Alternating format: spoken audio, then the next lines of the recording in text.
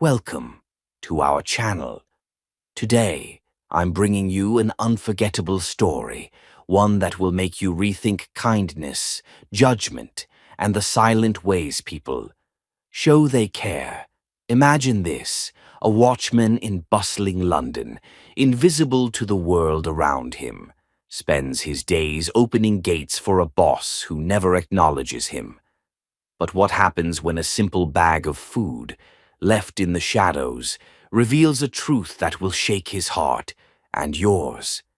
This is a story of mystery, heartbreak, and an act of kindness that speaks louder than words.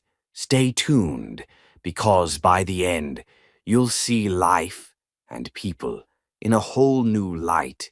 Trust me, this is one you don't want to miss. Let's begin the story. In the heart of London, amidst the grandeur of Georgian townhouses and the bustle of double-decker buses, my life unfolded in quiet obscurity. I worked as a watchman at a stately villa, its gates towering over me like sentinels of wealth and power. Each day, as the city hummed with life beyond those gates, I stood in my weathered uniform, a silent witness to the coming and going of the villa's occupants.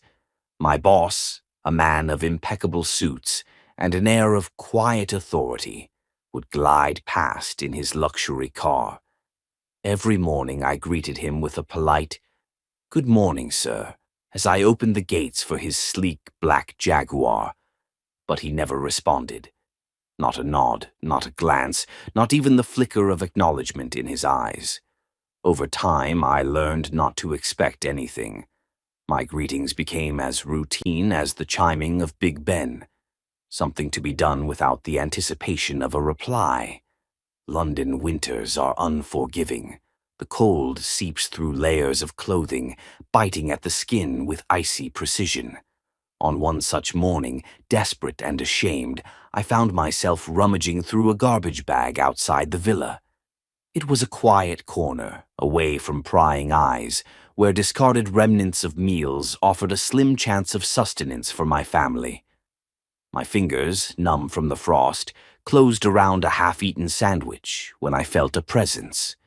Looking up, I saw my boss.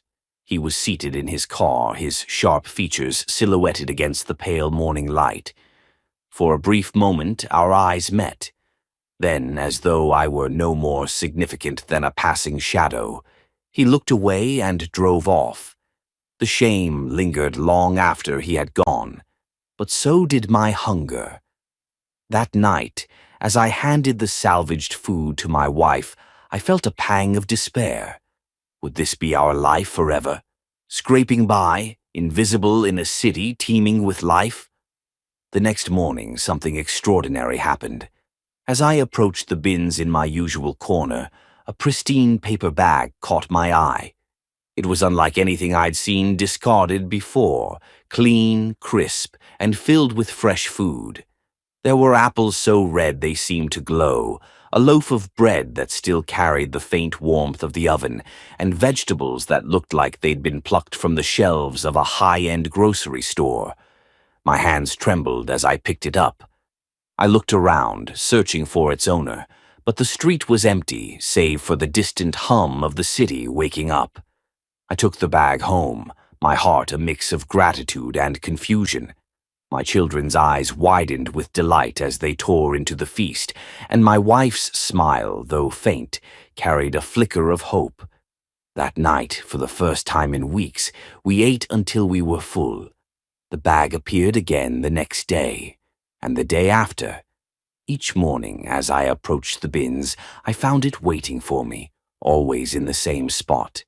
It became a lifeline, a beacon of kindness in a world that often felt indifferent.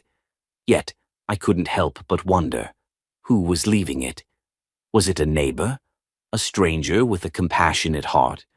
Or was it merely a coincidence, a stroke of luck in a city known for its unpredictability? Weeks turned into months, and the bag never failed to appear. It became a part of my routine, a silent ritual that brought joy to my family and a semblance of stability to our lives. But the mystery lingered. and with it a growing sense of curiosity. One morning I lingered by the bins longer than usual, hoping to catch a glimpse of the benefactor. But no one came. The street remained empty, the bag a solitary enigma. One day the routine was broken. The villa was abuzz with activity, its gates open to a procession of cars and mourners dressed in black. My boss had passed away. The news was sudden and unexpected, and the air was thick with the scent of lilies and the murmur of hushed condolences. I stood at my post, unnoticed amidst the throng of mourners. That evening, for the first time in months, the paper bag was absent. I told myself it was a coincidence, that perhaps the giver had been deterred by the commotion. But as days turned into weeks, the absence of the bag became a void I couldn't ignore. Providing for my family became harder, the struggle more pronounced. With no other choice, I mustered the courage to approach the villa's new mistress, my late boss's widow. She was a woman of grace and poise, her presence commanding yet kind. When I explained my need for a raise, she looked at me with a mixture of curiosity and concern. "Why now?" she asked. "You've never complained about your salary before." Caught off guard, I hesitated. Then, with a deep breath, I told her the truth. I spoke of the bag of food that had sustained my family, how it had stopped appearing after her husband's passing. Her expression shifted as I spoke, her eyes filling with a mix of realization and sorrow. "So you were the seventh," she murmured, almost to herself. Tears welled in her eyes as she explained. Her husband, a man I had thought indifferent, had been quietly giving food bags to 7 individuals in need each day. She had known about 6 of them, but had always wondered about the 7th. In that moment, the weight of my misjudgment hit me like a tidal wave. The man I had dismissed as aloof and uncaring had been my silent benefactor all along.